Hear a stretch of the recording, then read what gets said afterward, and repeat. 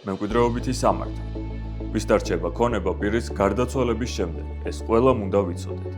სამკვიდრო მხოლოდ ქონება არ არის, ეს არის ვალდებულებებიც, რაც პირს გარდაცვალების მომენტში ჰქონდა. არსებობს გარდაცვლილის ქონების განკარგვის ორი გზა.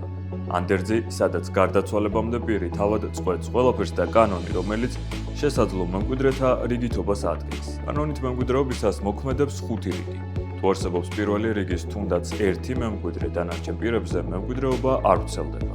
დაიმახსოვრეთ, მამკვიდრებლის შვილებს, მშობლებსა და მეუღლეს ანდერძის შინაარსის მიუხედავად ეკუთვნით სავალდებულო წილი, რომელიც უნდა იყოს იმ წელის ნახევარი, რაც თითოეულ მათგანს კანონით მემკვიდრეობის დროს ერგებოდა. მემკვიდრე შეიძლება იყოს მამკვიდრებლის გარდაცვალებისას ცოცხალი პირი, ჩასახული ბავშვი, ხოლო ანდერძით მემკვიდრეობის შემთხვევაში იურიდიული პირიც კი.